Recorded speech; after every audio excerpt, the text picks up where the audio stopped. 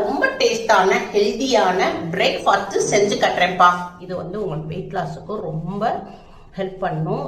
டயட்ல இருக்கிறவங்க, வெயிட் லாஸ்ல இருக்கிறவங்க, சுகர் பேஷண்ட், பெரியவங்க எல்லாருமே இதை சாப்பிடலாம். சாப்பிட்டா அவ்வளோ நல்லதுப்பா. நம்ம உடம்புக்கு நல்லா ஹெல்த்தியாகவும் இருக்கும். நல்ல மசில்ஸ் எல்லாம் நல்லா உங்களுக்கு இருக்கம் கொடுக்கும். வாங்க எப்படி செய்யலாம்னு பார்ப்போம். அப்பா அம்மா இது பாசிப்பயரை அம்மா ஒரு 125 கிராம் எடுத்திருக்கேன். இதை நைட் நல்லா தூங்க போறதுக்கு முன்னாடி நம்ம நைட்டு இதை ஒரு பவுல்ல போட்டு நல்லா வாஷ் பண்ணிட்டு அம்மா நல்லா ஊற வச்சிருக்கேன். நைட் ஃபுல்லா ஊறி நல்லா பாருங்க எப்படி இதாயிருச்சு, நல்லா ஊறிடுச்சு. இப்போ ஒரு ஜல்லடை எடுத்திருக்கேன். இது மேல ஒரு துணி போட்டுக்குருவோம்ப்பா. மேல ஒரு துணி போட்டுக்குருவோம். இப்போ நம்ம நைட்டு ஊற வச்சிருந்த இந்த பாசி பயிரை இதில் போட்டுருவோம்.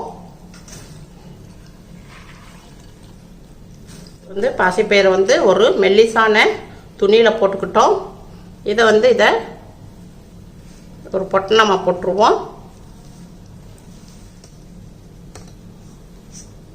இப்போ அம்மா நிறுத்து ஒரு இதில் துணியில் நல்லா பொட்டணம் போட்டாச்சுப்பா. இப்போ இதில் கீழே ஒரு கிண்ணம் இருக்குது. இப்போ இதில் கொஞ்சமாக லைட்டாக தண்ணி மட்டும் தெளிச்சு விட்டுக்குருவோம். இதை ஒரு மூடி போட்டுருவோம். மூடி போட்டுட்டு உங்களுக்கு இதை ஒரு 8 மணி நேரத்துக்கு நம்ம ரெஸ்ட்டில் வச்சுருவோம். ரெஸ்ட்டில் வச்சா நம்ம இது நல்லா முளைக்கட்டிடும். பாசி பயிரை நம்ம முளைக்கட்ட வச்சுருந்தோம் பாருங்க. இப்படி நல்லா முளைஞ்சு வந்திருக்கு.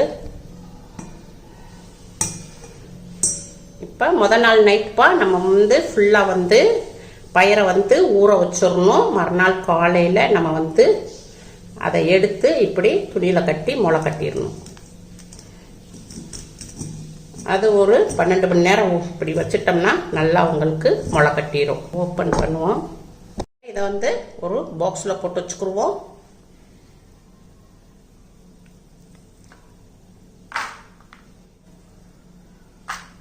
இப்போ அம்மா கேஸ் ஆன் பண்ணியிருக்கேன். ஒரு குக்கர் கடாய் வச்சிருக்கேன். இதில் தண்ணி ஊற்றிக்கிடுவோம்.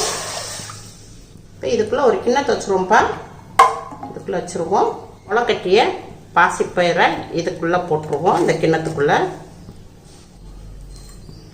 இப்போ தண்ணி கீழே வாட்டத்தில் கொதிச்சுக்கிட்டு இருக்கு. இதில் கொஞ்சம் நம்ம தண்ணி ஊற்றிக்கிடுவோம். இப்போ அம்மாப்பா பயிரை போட்டேன் ஒரு கிண்ணத்துல, கொஞ்சம் தண்ணி ஊற்றி இருக்கும். இப்போ மூடி போட்டுருவோம்.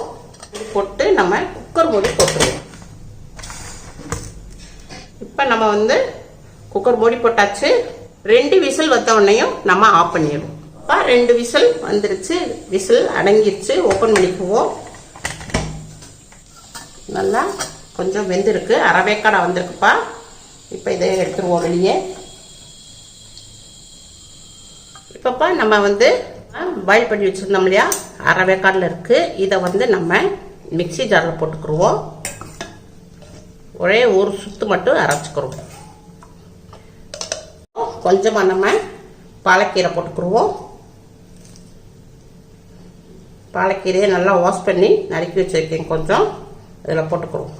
கொஞ்சமாக தண்ணி ஊற்றிக்கிடுவோம்.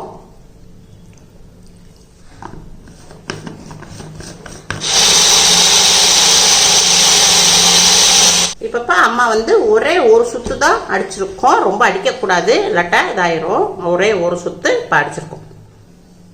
கேஸ் ஆன் பண்ணியிருக்கேன். ஒரு கடாய் வச்சிருக்கேன். கடாயில் கொஞ்சம் ஒரு 1/2 டீஸ்பூன் அளவுக்கு நெய் விட்டுக்குருவோம். கொஞ்சமாக சீரகம் போட்டுக்குருவோம். ஒரு 1/4 டீஸ்பூன் அளவுக்கு. இந்த மாதிரி பூண்டு எடுத்திருக்கேன். 2 பூண்டு எடுத்திருக்கேன். இதை நல்லா பொடியாக நறுக்கியிருக்கேன். இதை இதில் போட்டுக்குருவோம். கொஞ்சோண்டு இஞ்சிப்பா, இதையே துருவி போட்டுக்குருவோம். இஞ்சி நல்லா ஃப்ளேவர் நல்லா இருக்கும். ஜீரணத்துக்கு ரொம்ப நல்லது. வெயிட்டாக வதக்கிடுவோம்.